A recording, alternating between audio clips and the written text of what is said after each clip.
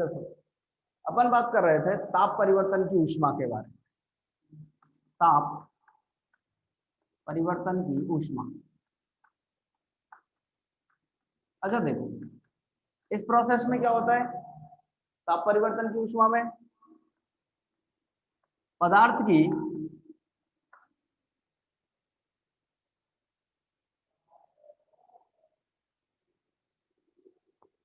अवस्था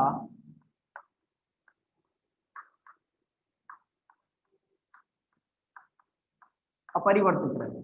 ठीक, केवल क्या चेंज होता है, पदार्थ की जो अवस्था है, जो ठोस अवस्था है तो ठोस ही रहेगा, द्रव है तो द्रव ही रहेगा, गैस है तो गैस स्टेट में ही रहेगा। ठीक है, लेकिन पदार्थ का ताप क्या हो जाएगा, परिवर्तन हो जाएगा। जैसे मान लो अपने पास इसका जो फॉर्मूला होता है, अपन पहले भी डिस्कस कर रहे थे, H equal to m s delta t. ठीक, m क्या होता है,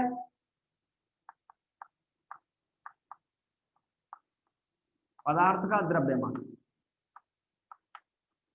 m क्या है, पदार्थ का द्रव्यमान। ठीक, s क्या है, पदार्थ की विशिष्ट ऊष्मा। तीसरा क्या है, डेल्टा थीटा। डेल्टा थीटा क्या है, चेंज इन टेम्परेचर, ताप में परिवर्तन। जैसे मान लो आपके पास 10 डिग्री सेल्सियस का पानी है, आपने 10 डिग्री सेल्सियस के पानी को 20 डिग्री सेल्सियस के पानी में कन्वर्ट किया।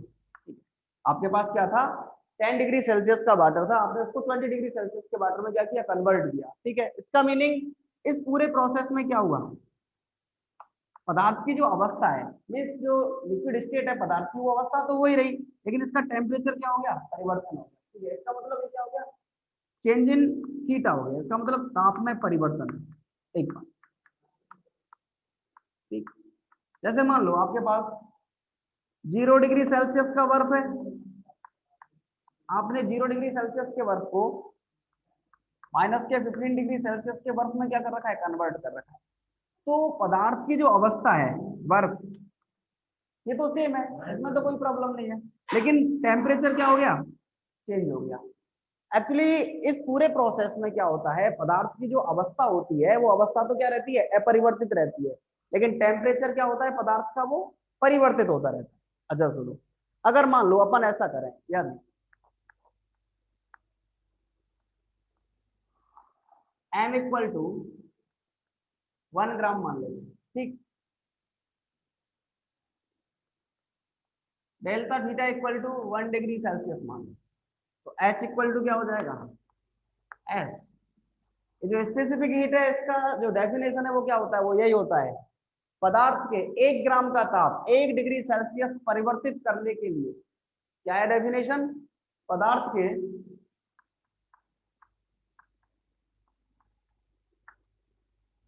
1 ग्राम का ताप 1 डिग्री सेल्सियस परिवर्तित करने के लिए आवश्यक ऊष्मा की मात्रा, करने के लिए आवश्यक ऊष्मा की मात्रा क्या कहलाती है, पदार्थ के 1 ग्राम का ताप 1 डिग्री सेल्सियस परिवर्तित करने के लिए आवश्यक ऊष्मा की मात्रा विशिष्ट ऊष्मा कहलाती है। तो क्या कहलाती है, विशिष्ट ऊष्मा। ठीक, तो हमारे पास दो तरह की ऊष्माएं हुई, एक हुई अवस्था परिवर्तन की ऊष्मा, एक हुई ताप परिवर्तन की ऊष्मा। ठीक, चलो इसके आगे अपन बात करते हैं टेम्परेचर के बारे में, ताप का मीनिंग क्या है। जनरली इसके न्यूमेरिकल्स वगैरह जैसे अगर आप करना चाहें तो उसके बारे में भी डिस्कस करेंगे अपन, लेकिन उससे पहले जरा टेम्परेचर के बारे में बात करते हैं, ताप क्या होता है।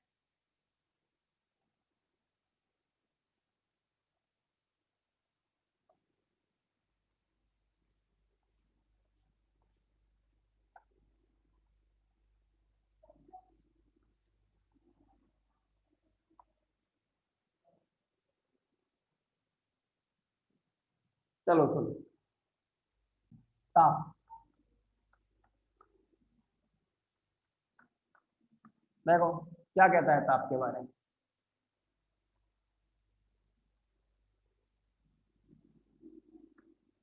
एक ऐसा कारक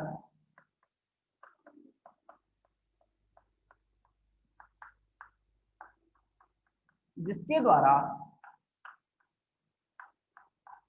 एक ऐसा कारक, एक ऐसा फैक्टर जिसके द्वारा पदार्थ की उष्णता, बोले तो हॉट, एवं शीतलता मीन्स कूलिंग, मीन्स वो कहता है एक ऐसा कारक जिसके द्वारा पदार्थ की उष्णता और शीतलता, मीन्स पदार्थ उष्ण है या ठंडा है, इसके बारे में जो जानकारी मिलती है वो क्या कहलाता है, हमारा ऐसा फैक्टर ताप कहलाता है, टेम्परेचर कहलाता है। ठीक, एक ऐसा कारक जिसके द्वारा पदार्थ की उष्णता और शीतलता का ज्ञान हो वो अपन को क्या कहलाएगा, उसे अपन क्या कहेंगे, ताप कहेंगे, टेम्परेचर कहेंगे। ठीक, ये जो टेम्परेचर है इसके कई तरह के मात्रक होते हैं आपके पास, कई सारे मात्रक तो आप पहले भी पढ़ चुके हैं।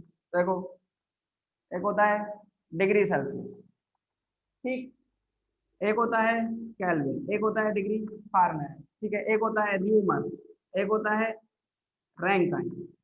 ये इतने सारे जो मात्रक हैं, डिग्री सेल्सियस,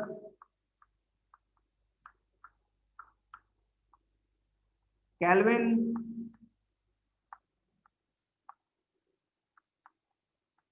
डिग्री फारेनहाइट,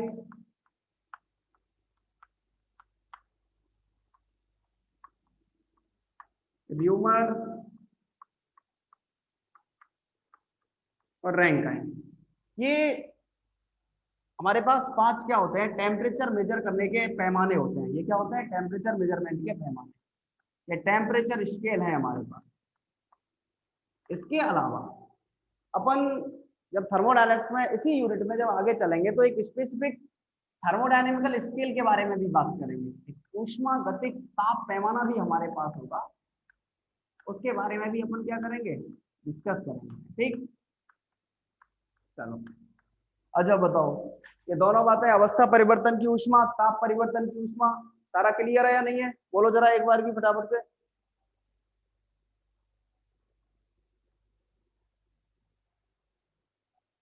जरा बताओ, हमने जो दो टॉपिक बताए आपको, ताप परिवर्तन की ऊष्मा, अवस्था परिवर्तन की ऊष्मा, दोनों क्लियर है?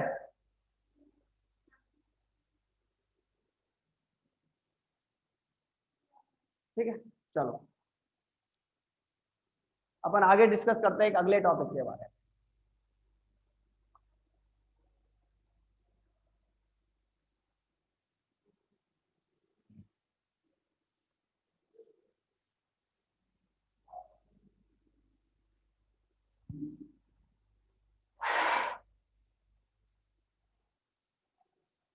एक अगला टॉपिक है हमारे पास निकाय।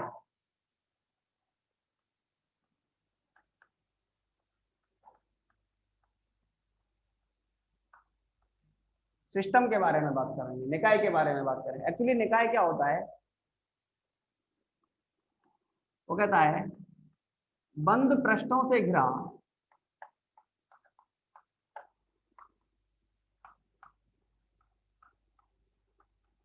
समष्टि का वह भाग, बंद पृष्ठों से घिरा समष्टि का वह भाग जिसका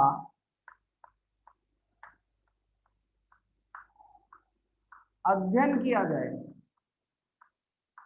क्या कहलाता है, निकाय कहलाता है। इसका मीनिंग ये है कि जिस निकाय के बारे में हम लोग बात करेंगे, जिस सिस्टम के बारे में हम लोग बात करेंगे, वो सिस्टम कैसा होगा, बंद पृष्ठों से घिरा हुआ होगा, मीन्स एनवायरमेंट से अलग होगा। ठीक है, जिस और उसके बारे में क्या किया जाएगा, जिसके बारे में स्टडी अपन कर रहे हैं वही हमारे लिए निकाय है। जैसे मान लो रूम है, रूम में कोई एक बॉक्स रखा है, ठीक है, वो उस एनवायरमेंट से बंद पृष्ठों से क्या है, कवर है, और उसके बारे में अगर अपन डिस्कस कर रहे हैं तो वही हमारे लिए किसका काम करेगा, निकाय का काम करेगा।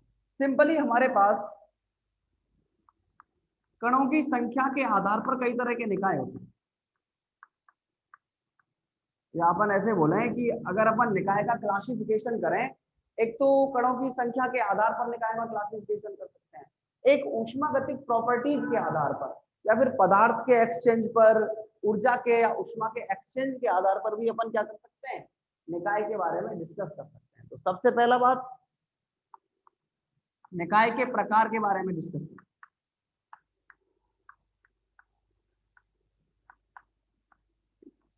और निकाय के प्रकार में अपने पास पहला जो है वो है कणों की संख्या के आधार पर।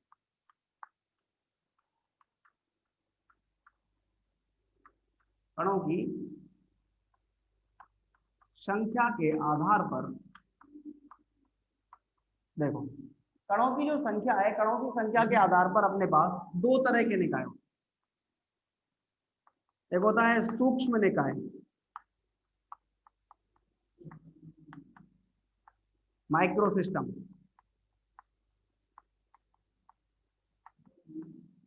ठीक, एक क्या होता है, सूक्ष्म निकाय। एक दूसरा होता है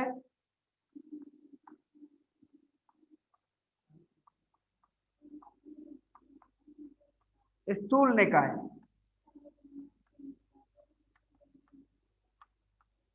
मैक्रो सिस्टम। एक होता है हमारे पास माइक्रो सिस्टम, एक होता है मैक्रो सिस्टम। ठीक, ये किसके आधार पर है, कणों की संख्या के आधार पर। निकाय का मीनिंग बंद पृष्ठों से घिरा, बंद पृष्ठ क्लोज जो सरफेस है, क्लोज जो पृष्ठ है उससे घिरा हुआ जो समष्टि बोले तो इन्वायरमेंट। समष्टि इंग्लिश वर्ड जिसका मीनिंग होता है स्पेस।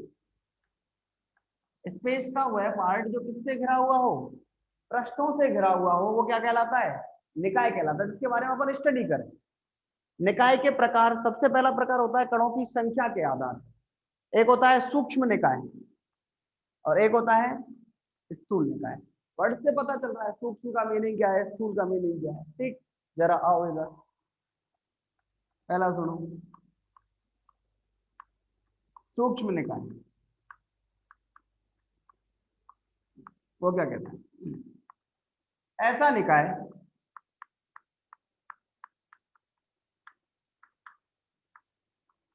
जिसमें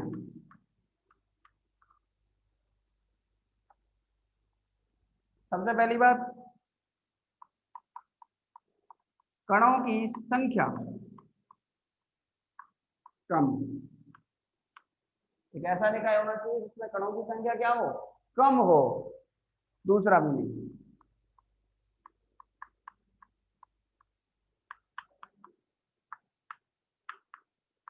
कणों का विस्तार भी कम हो।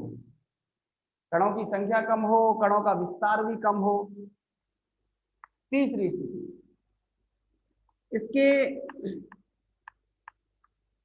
अध्ययन के लिए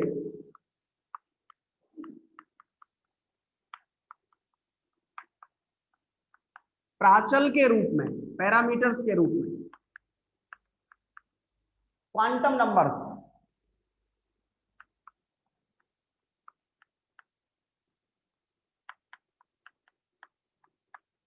क्या हो, प्रयुक्त। ठीक, और क्वांटम नंबर्स भी कौन कौन, n, l, m l, m s. ठीक, एक होता है मुख्य क्वांटम संख्या, एक होती है द्विगंशी क्वांटम संख्या, एक होती है चुंबकीय क्वांटम संख्या और एक होती है चक्रण क्वांटम संख्या। ये चार तरह की क्वांटम नंबर्स किसमें होता है, सूक्ष्म निकाय में। एक ऐसा निकाय होता है जिसमें कणों की संख्या क्या होनी चाहिए, कम होनी चाहिए। ठीक, कणों का विस्तार, एक्सटेंशन भी क्या होना चाहिए, कम होना चाहिए। मीन्स निकाय ज्यादा एक्सटेंड नहीं कर पाए। इसके अलावा प्राचल के रूप में क्या होने चाहिए, क्वांटम नंबर प्रयुक्त होने चाहिए। तो ऐसा निकाय क्या कहलाता है, सूक्ष्म निकाय कहलाता है, माइक्रोस्टेट कहलाता है। ठीक, जरा बताओ एक बार की ये बात समझ आई या नहीं आई, बोलो जरा फटाफट से।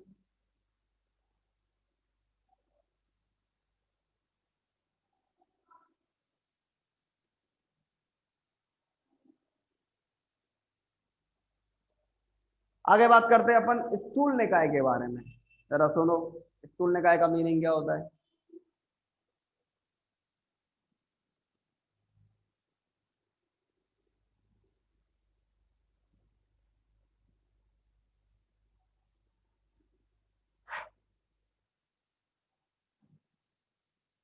दूसरा देखो,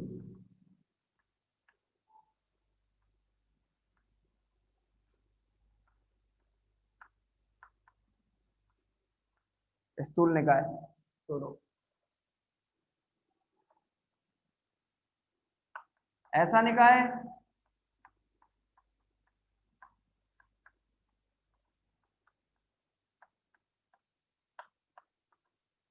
जिसमें सबसे पहली बात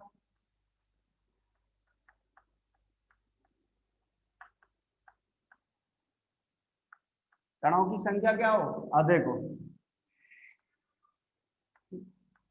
ऐसा निकाय जिसमें कणों की संख्या क्या हो, अधिक हो। कणों का विस्तार, कणों का विस्तार भी क्या हो, अधिक हो। ठीक। तीसरी बात,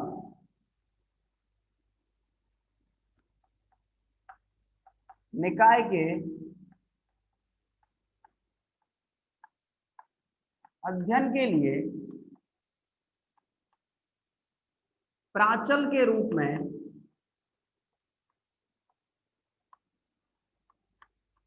निकाय के अध्ययन के लिए प्राचल के रूप में PVTU, pressure, volume, temperature, internal energy, दाब, आयतन, ताप और आंतरिक ऊर्जा, वो प्रयुक्त किया।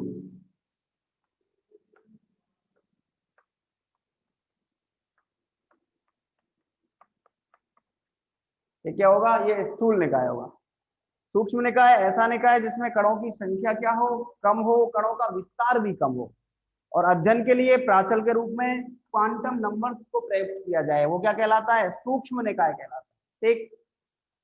स्थूल निकाय एक ऐसा निकाय है जिसमें कणों की संख्या अधिक हो, कणों का विस्तार भी अधिक हो, मीन्स निकाय एक्सटेंड भी हो सके, और प्राचल के लिए PVTU को क्या किया जाए, प्रयुक्त किया जाए। अगर निकाय का अध्ययन करना है तो निकाय के अध्ययन के लिए प्राचलों के रूप में PVT और U को क्या किया जाएगा, यूज किया जाएगा। तो ऐसा निकाय क्या कहलाएगा, स्थूल निकाय। ये जो क्लासिफिकेशन है ये किसके आधार पर है, कणों की संख्या के आधार पर। आप लोग स्क्रीनशॉट ले सकते हैं इसका। सूक्ष्म निकाय, स्थूल निकाय, निकाय का प्रकार किसके आधार पर है, कणों की संख्या के आधार पर। ठीक। चलो बोलो आगे, फिर आगे बात करते हैं अपन।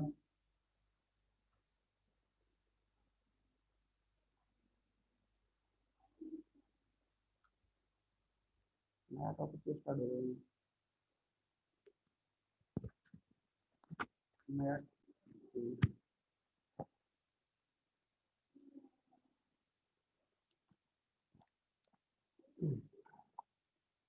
ठीक है,